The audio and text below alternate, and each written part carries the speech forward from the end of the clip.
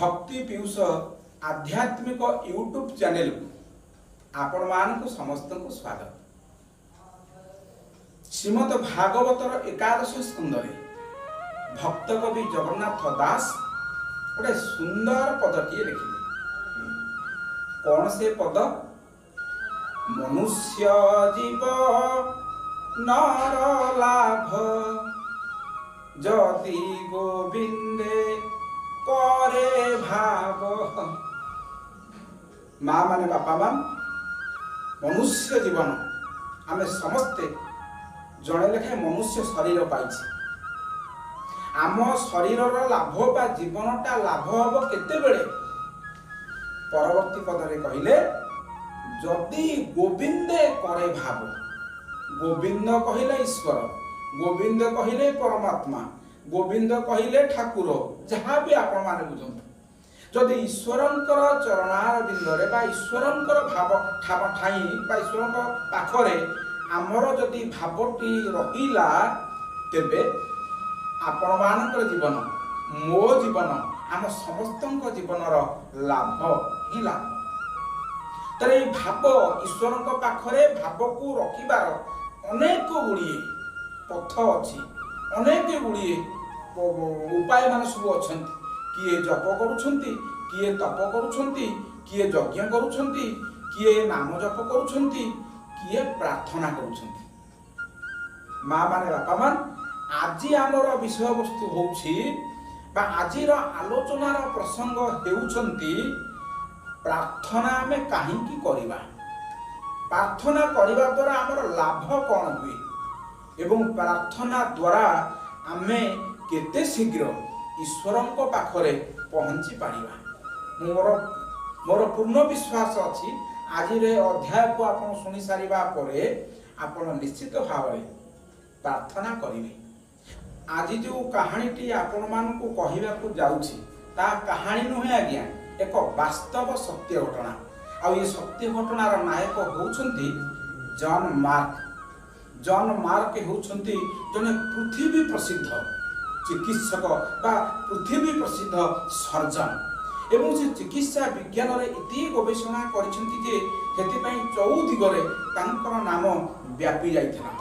एवं जने भलो डाक्टर होइथिले भी से किंतु थिले जने पूरा नास्तिक। भगवान को मानंती नाही, ईश्वर को से मानंती नाही, पूजा पाठ किछि करंती नाही, प्रार्थना करिबा तो दूरे रे थाउ, जने पक्का नास्तिक थिले। एई जॉन मार्क को विदेश निमंत्रण आसिला, तांको एक भरपूर सम्मेलन रे तांको संबर्धना प्रदान करा। सी निज देशरू विमान साहाय्य यात्रा आरंभ कले। 10-12 घंटा यात्रा कर सारिबा परे तांको विमान रे यांत्रिक त्रुटि देखागला। सुतरां पायलट तत्क्षणात विमान को निकटस्थ एक विमान बंदर रे ताको अवतरण कराइले। अवतरण कर सारिबा परे पायलट जानिबा को पाइले जे यांत्रिक त्रुटि को सजाड़िया पाई 2-2.5 घंटारू कम समय लागिब नाही। एणे जॉन मार्क तरतर होउछंती, सभा समय उपगत हो जाउछि, किछि समय पर सभा आरंभ हबो। एणे विमान खराब हो गलानी, केमिति जिबे, कोन करिवे, एई कथा भाबे भाबी से इतस्तत भाव रे बुलुथिबा समय रे विमान बंदर कर्मचारी को पचारले, कहले भाई टैक्सी टी मिलिबो? विमान बंदर कर्मचारी कहले हां आज्ञा टैक्सी मिलिबो ना, मोर एई जगह को जिबार अछि ना। हां आज्ञा शॉर्टकट रूट गुटी अछि, आपण टैक्सी जोगाड़ करी सेई बाटते जाई परिबे। सुतरां जॉन मार्क विमान बंदररू टैक्सी टी धरी निजर सभा अभिमुखे यात्रा आरंभ कले। किछि बाट यात्रा करि सारिबा परे लागिला सते जेमिति दुर्गति बा विपत्ति जॉन मार्कंकर पीछा छाड़ू नाही। किछि बाट गला परे आरंभ हो गला प्रबल बादल फटा वर्षा। इति जोर वर्षा हिला जे जॉन मार्कंकर ड्राइवर जे टैक्सी चलाउथले तांको रास्ता देखागला नाही, जहा फल रे से मुख्य रास्तारू विच्युत हेई पाखापाखि 100 किलोमीटर दूर भूल रास्ता रे पड़े गले। एवं 100 किलोमीटर जाई सारिबा परे सेते बेले वर्षा छाड़ी गला, कार टी गोटे जगार रहिला एवं से ड्राइवर को कहले ड्राइवर भाई मते प्रबल भोक हेलानी ସକାଳୁ ଯାହା ଗୋଟେ ଖାଇକି ଆସିଥିଲି, ପ୍ରବଳ ଭୋକ ହେଲାଣି, ଶରୀର ମୋର ଅବସନ୍ନ ହେଇଯାଉଛି। ଆମେ ତ 100 କିଲୋମିଟର ଦୂରରେ ଭୁଲ ବାଟରେ ପଳେଇ ଆସିଲେଣି। ତେଣୁ ଗଣ୍ଡାଏ କୋଉଠି ଖାଇବାକୁ ଟିକେ ମିଳନ୍ତା, ଯଦି ଟିକେ ଦେହ ଟିକେ ସାଷ୍ଟାମ ହେଇଯାନ୍ତା, ତାପରେ ଆମେ ଯାତ୍ରା ଆରମ୍ଭ କରନ୍ତି। ଭାଗ୍ୟ ଖରାପ ଥିଲା, ସେ ଜାଗାଟି ଅତ୍ୟନ୍ତ ସୁନସାନ ଥିଲା। କାଁ ଭାଁ କୋଉଠି ଗୋଟିଏ ଘର ଥିଲା। ତଥାପି ଜନ୍ ମାର୍କ କାରରୁ ଓହ୍ଲେଇ ନିକଟରେ ଦେଖାଯାଉଥିବା ଏକ ଘର ପାଖକୁ ଗଲେ ଏବଂ ଘର ପାଖରେ ଠିଆ ହେଇ ତାଙ୍କ କବାଟରେ କରାଘାତ କଲେ, କବାଟକୁ ଠକ୍ ଠକ୍ କଲେ। କବାଟର ଆୱାଜ ଶୁଣି ସାରିଲା ପରେ ଘରୁ ଜଣେ ମହିଳା ଆସି କବାଟକୁ ଖୋଲିଲେ। ଦେଖିଲେ ଜଣେ ନୂତନ ଆଗନ୍ତୁକ ଦ୍ୱାର ମୁହଁରେ ଠିଆ ହେଇଛନ୍ତି। ଆଉ ଜନ୍ ମାର୍କ କହିଲେ, ମା, ମୋତେ ଟିକେ ପ୍ରବଳ ଭୋକ ହଉଛି। ମୁଁ ହଉଛି ଏକ ବିଦେଶ ଯାତ୍ରୀ, ଅଜଣା ରାଇଜରେ ଆମ କାର ଆସି ପହଞ୍ଚି ଯାଇଛି। ଘରେ କଣ ଯଦି ଗଣ୍ଡେ ଥବ ଖାଇବାକୁ ଯଦି ଟିକେ ପ୍ରଦାନ କରନ୍ତେ, ତାହେଲେ ମୋ କ୍ଷୁଧାକୁ ମୁଁ ଟିକେ ଶାନ୍ତ କରନ୍ତି। ଆମ ଭାରତୀୟ ଶାସ୍ତ୍ରରେ ଅଛି ନା, ଅତିଥି ଦେବୋ ଭବ। ମହିଳା ଜଣଙ୍କ ଅତ୍ୟନ୍ତ ଆଗ୍ରହରେ ଜନ୍ ମାର୍କ ଭିତରକୁ ବାଛୋଟି ନେଲେ। ଆସନ ପକାଇ ତାଙ୍କ ଘରେ ଯାହା ଥିଲା ସବୁ ଆଣି ବାଢି ଦେଲେ। ବାଢି ଦେଇକି ଗୋଟିଏ କଥା କହିଲେ, ହେ ସାର୍, ଆପଣ ଗୋଟିଏ କାମ କରିବେ, ଖାଇବା ପୂର୍ବରୁ ଆପଣ ଟିକେ ଭଗବାନଙ୍କୁ ନୈବେଦ୍ୟ ଅର୍ପଣ କରି ପ୍ରାର୍ଥନା କରିକି ଖାଇବେ।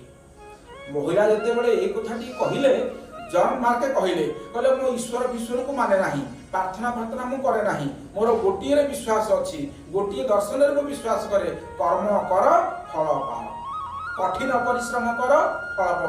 ଆପଣ ମାନେ ସବୁ କହନ୍ତି ନାହିଁ ନା, ଯେ କାମ କରୁଛୁ ତ ଫଳ ପାଇବା, ଭଗବାନଙ୍କୁ କାହିଁକି ଡାକିବା? ସେଇ କଥା ଜନ୍ ମାର୍କ କହିଲେ ସେ ମହିଳା ଜଣକ ଗୋଟିଏ ବାକ୍ୟରୁ ଉତ୍ତର ଦେଲେ, ହଁ, କଠିନ ପରିଶ୍ରମ ତ ସମସ୍ତେ କରନ୍ତି, କିନ୍ତୁ ଫଳ ସମସ୍ତଙ୍କୁ ପ୍ରାପ୍ତ ହୁଏ ନାହିଁ। ଭଗବାନ ଯାହାଙ୍କୁ କୃପା କରନ୍ତି, ଈଶ୍ୱର ଯାହାଙ୍କ ଉପରେ ଦୟା ପ୍ରଦର୍ଶନ କରନ୍ତି, କେବଳ ସେଇମାନଙ୍କୁ ହିଁ ଫଳ ପ୍ରାପ୍ତ ହୁଏ। ଦୁନିଆରେ ତ ଅନେକ ଲୋକ କଠିନ ପରିଶ୍ରମ କରନ୍ତି ନା, ସମସ୍ତଙ୍କୁ କଣ ଫଳ ପ୍ରାପ୍ତ ହୁଏ କି? ଆଦୌ ନୁହେଁ। এই কথা কহি মহিলা জনক কহিলে, হে সার, মোর বর্তমান প্রার্থনা টাইম হয়েগলানি, মু যাচ্ছি প্রার্থনা করছি সেপট ঘরে, আপন ভোজন করা আরম্ভ করুন। সুতরাং জন মার্ক ভোজন করা আরম্ভ কলে এবং মহিলা জনক অন্য এক কোঠরীকে যাই ভগবানকে প্রার্থনা কলে। এপটে জন মার্ক শুণুথাନ୍ତି, মহিলা জনক সেপটে কই কই হি কান্দুথাନ୍ତି। ईश्वर को प्रार्थना करी कहउथांती, हे ईश्वर, हे सर्वव्यापी, हे जगत पिता, तुम्हें मो पुओ को टिके भल कर दियो।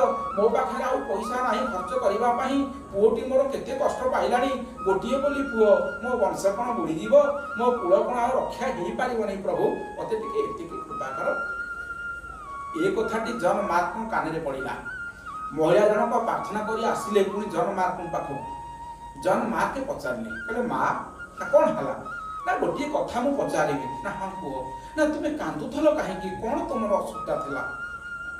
महिला जनक कहले, कौन कहबी सार, गोटे बोली पुओ आज को 5 वर्ष हेलानी दुरारोग्य व्याधि रे पीड़ित होइकी अछि। जमीबाड़ी सब मु बिक्री कर साइलेनी, पुओ मोर भल हो नाही। ए आम राज्यर कौन डाक्तर मो पुओ को भल करि पारु नाहंती।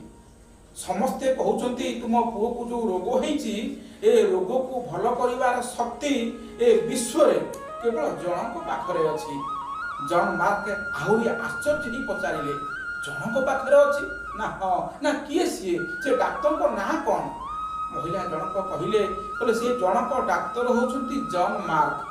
मु ताको ना सुनिछि अन्य डाक्तर मानक टारो, जे जन मार्क मो पुओ को जो रोग होइछि सेही रोग उपरे स्वतंत्र भाव में गवेषणा करिसेंती एवं ए रोगर निदान तांकरी पाखरे अछि। आज्ञा जन मार्क किए, से कोठी रहंती, से केउ देशर लोक, मु आज्ञा ताको जानि नै। आ ताको पाखु जिबा पई मो पाखरे पैसा मध्य नाही। आ केवल एतिकी मु ईश्वर को निकट सबुदिन प्रार्थना करूछि, हे ईश्वर तुमे कोन गुटे व्यवस्था कर।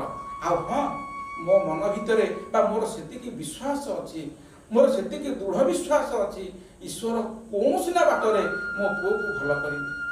ए कथाटी सुनि सारा परे जन मार्क आज मने मने चिंता करूथांती। से चिंता करले मु तो विमान रे आसुथेली, विमान को खराब कला कि? जदि विमान खराब हला, टैक्सी नै कि आसिली, कोन एई समय रे वर्षा हबार थिला? आउ केते बेले वर्षा हेतिले हे कथांता?